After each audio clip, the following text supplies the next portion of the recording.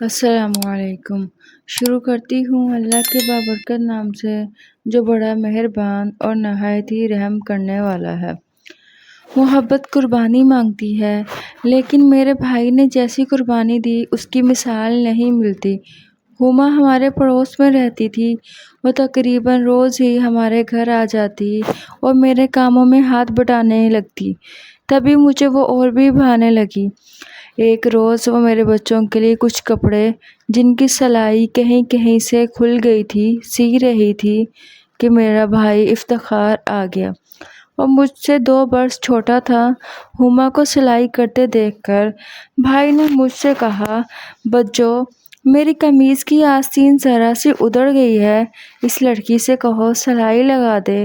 ٹھیک ہے، تم اندر جاؤ اور قمیض اتار کر مجھے دو، میں ابھی سلائی لگوا دیتی ہوں۔ بھائی نے ایسا ہی کیا۔ کف سے تھوڑی سی آستین ادھڑ گئی تھی، ہما نے 1 منٹ میں ہی ٹھیک کر کے دے دی۔ افتخار قمیض پہن کر باہر آیا اور ہما کا شکریہ ادا کیا، لیکن اس لڑکی نے جواب میں ایک لفظ بھی نہ کہا، بلکہ مشین پر جھکی سلائی کرنے میں محو رہی۔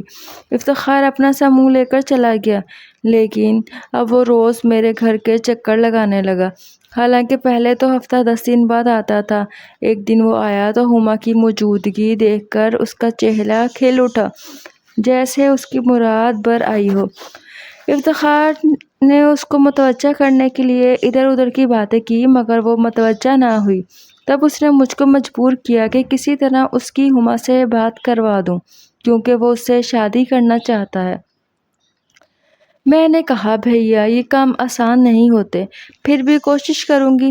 اگلے روز افتخار پھر شام کے وقت آیا، کیونکہ ہما بھی اکثر شام کو آتی تھی۔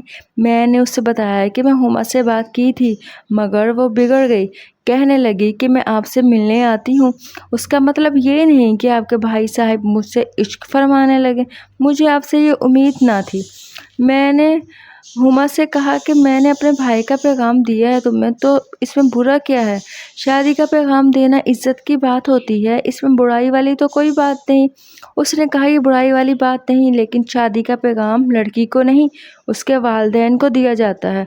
ہما کا موڈ آف دیکھ کر میں نے بھائی کو سمجھایا کہ تم اس لڑکی کا خیال چھوڑ دو، لیکن افتخار نے میرے سمجھانے کا کوئی اثر نہیں دیا، بلکہ ایک پرچے پر یہ لکھ کر اسے دے دیا کہ تم اپنے ہاتھ سے ہاں یا نہ لکھ کر جواب دے دو۔ اگر تم نے ایسا نہ کیا تو میں ہر آدھے گھنٹے میں تم کو ایک پرچہ لکھ کر جواب مانگتا رہوں گا، یہاں تک کہ تم تنگ آ کر تو کوئی جواب دو گی نا، تب میں نے اپنے دل کو سمجھا لوں گا اور پھر کبھی تم کو تنگ نہ کروں گا، نہ تمہارے سامنے آؤں گا۔ اس کی تحریر نے یہ اثر کیا اور ہما میرے گھر آ گئی۔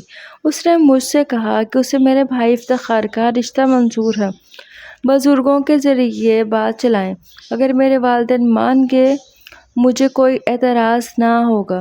ہفتے بعد میں والدہ کے ہمراہ ہما کے گھر گئی۔ یوں بات پکی ہو گئی۔ اب افتخار میرے گھر آتا اور وہ بھی آ جاتی، دونوں آپس میں بات کرتے تھے۔ افتخار اور ہما ابھی پڑھ رہے تھے، تبھی ان کی شادی میں کافی وقت تھا، مگر ان کے درمیان محبت بڑھتی جا رہی تھی۔ لگتا تھا ایک دوسرے سے دوری بہت کھلتی ہے، تاہم دونوں کی ملاقات کبھی تنہائی میں نہ ہوئی۔ وہ میرے سامنے بات چیت کر لیتے تھے۔ ان کا یہ سلسلہ تقریباً 1 سال تک چلا، وہ بھی میرے گھر اور میرے روبرو۔ ایک دن ہما آئی تو کچھ اداس اور پریشان تھی۔ میں نے وجہ پوچھی تو کہنے لگی، افتخار سے کچھ ضروری بات کرنا ہے، اس کو بلوا دے۔ ایسی بھی کیا بات ہے جو اسی سے کہنی ہے؟ وہ خاموش ہوگی۔ میں نے بیٹے کو بھیج کر بھیا کو گھر بلوا لیا۔ اس دوران ہما نے اپنے ہاتھ سے لکھا ہوا ایک خط میرے ہاتھ میں تھما دیا، جسے پڑھ کر میرے پیروں تلے سے زمین نکل گئی۔ بھیا نے آ کر پوچھا، بچی کیوں بلوایا ہے؟ خیر تو ہے؟ میرا لہجہ بوجھل تھا۔ افتخار کو شک پڑ گیا کہ ضرور کوئی غیر معمولی بات ہے۔ بھیا، اس کو تم سے کوئی کام ہے۔ بات دراصل یہ ہے کہ ہما نے تم سے بے وفائی کی ہے، جس کے نتیجے میں وہ اب مشکل میں پھنس گئی ہے۔ یہ سن کر بھائی کے چہرے پر مردنی چھا گئی۔ میں نے جب بھائی کو ہما کا اصل مسئلہ بتایا تو اس کے کان سلگ اٹھے، اس کے تو تن بدن میں آگ لگ گئی۔ ہما سے تو بالکل بھی ایسی امید نہ تھی۔ سخت سردی میں بھی یوں لگا جیسے میرے بھائی پر ہزاروں سورج گر پڑے ہوں۔ اس کا وجود ایک دہتی ہوئی بھٹی بن گیا تھا۔ میں نے اپنے بھائی کی حالت خیر دیکھی تو گھبرا گئی، دوڑ کر پانی لائی اور اس کو پلایا، لیکن حلق سے ایک گھونٹ پانی نہیں اترا۔ وہ اتنی گھٹن محسوس کر رہا تھا جیسے اس کی سانس کی نالی بند ہوتی جا رہی ہو۔ میں نے کہا، وہ اپنے کیے پر بہت ہی شرمسار ہے اور تم سے مدد چاہ رہی ہے، ورنہ جیتے جی مر جائے گی۔ تو مر جانے دو، میں اس کی کیا مدد کر سکتا ہوں؟ کیا چھوڑا ہے اس نے میرے پاس؟ بہت ناز تھا مجھے اس کی محبت پر، فخر کیا کرتا تھا اس کی وفا اور پاکیزگی پر۔ اپنے آپ سے بڑھ کر میں نے اس کو چاہا، اپنی شریک حیات سمجھ کے اتنی عزت سے بات کرتا تھا کہ کبھی اس کی آنچل کو اپنی انگلی سے چھوا تک نہیں تھا، اور یہ انعام دیا اس نے مجھے میری محبت کا۔ ہما بھائی کو غصے میں دیکھ کر چلے گی، لیکن افتخار کو ایسا محسوس ہوتا تھا کہ اس کے پاؤں پتھر کے ہو گئے ہیں اور اب وہ ایک قدم بھی نہیں چل پائے گا۔ جاتے جاتے میں نے ہما کا خط افتخار کی جیب میں ڈال دیا اور منتیں کر کے گئی تھی کہ میں یہ خط کسی طرح افتخار کو پہنچا دوں۔ خط میں ہما نے بھائی سے مدد مانگی تھی، لیکن وہ کس سے مدد مانگتا؟ کون تھا جو اس کی مدد کرتا؟ میرے بھائی کی عزت ہی نہیں، ساری زندگی ختم ہو کر رہ گئی تھی۔ بھائی گھر گیا اور سیدھا اپنے کمرے میں جا کر اندر سے دروازہ بند کر لیا اور رونے بیٹھ گیا۔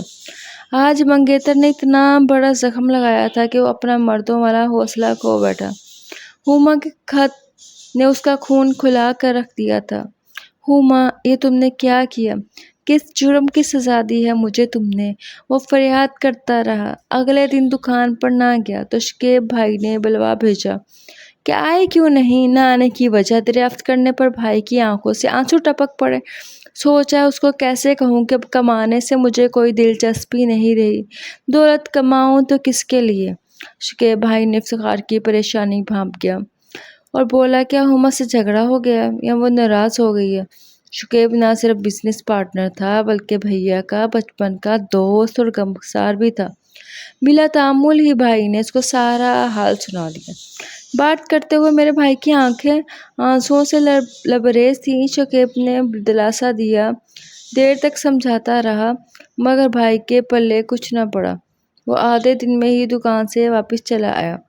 دوسرے روز دکان پر جاتے ہوئے اس کی موٹر سائیکل کسی کی کار سے ٹکرا گئی۔ پھر خبر نہ رہی کہ کیا ہوا۔ ہوش آیا تو کیچڑ میں پڑا ہوا تھا۔ لوگوں نے اٹھایا اور گھر تک پہنچایا۔ شکیب حالت پوچھنے آیا۔ ابھی افتخار بھائی کی حالت نہ سنبھلی تھی کہ اس نے نیند کی گولیاں کھا لی تھی۔ دوست کو اسی حالت میں ہما کا خط دے دیا۔ اس نے خط پڑھا، پھر بھیا کو سلا دیا۔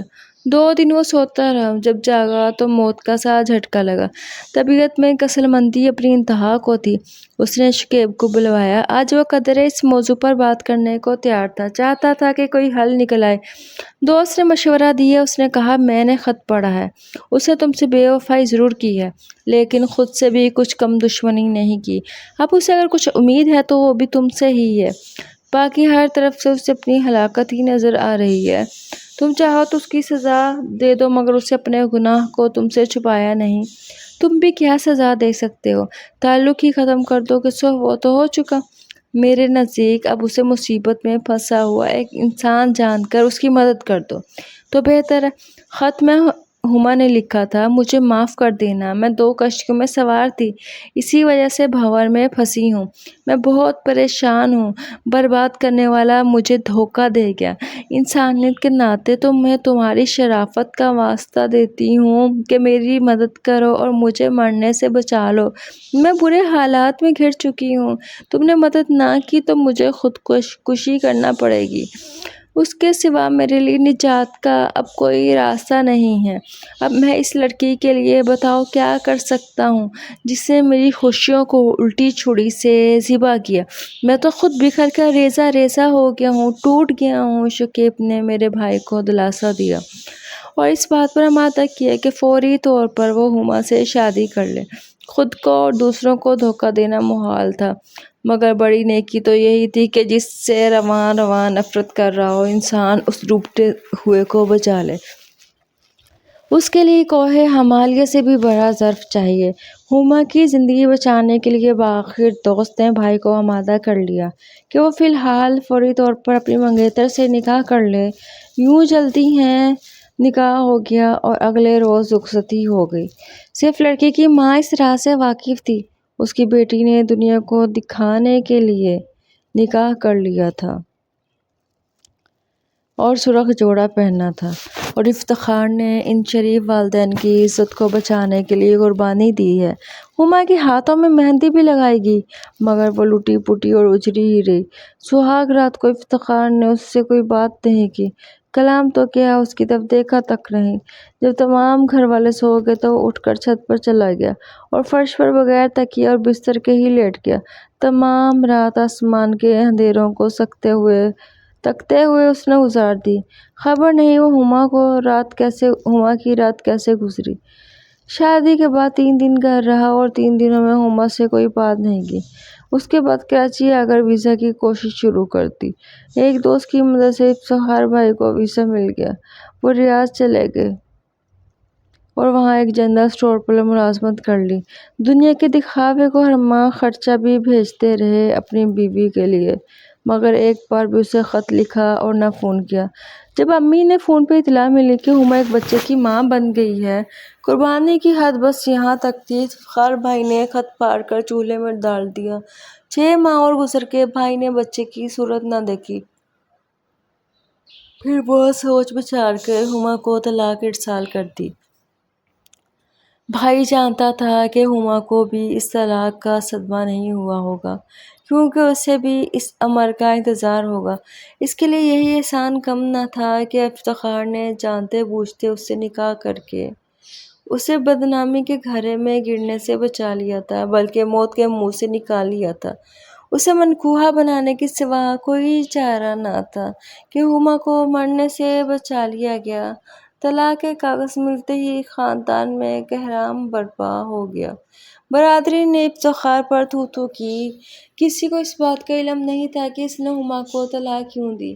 بظاہر لوگوں کی نظروں میں وہ بے قصور تھی۔ میرے گھر والوں کو بھی اس سے کوئی شکایت نہ تھی۔ اگر لوگوں کو شکایت تھی تو بھائی سے کہ تم نے 3 دن کی دلہن کو چھوڑ کر چلا گیا اور پھر سال بھر بعد خود آنے کی بجائے طلاق کے کاغذات بھیج دیے۔ ہما کو تو ایسی ہی چپ لگی کہ وہ اپنی بربادی پر آنسو تک نہیں بہاتی تھی۔ سبھی میرے بھائی کو برا بھلا کہتے تھے کہ جس نے بلا قصور اپنی نئی نویلی بیوی کو طلاق دے دی تھی، مگر میں جانتی تھی کہ جتنی ہما میرے افتخار بھائی کی مشکور ہے اتنا کوئی نہیں ہوگا۔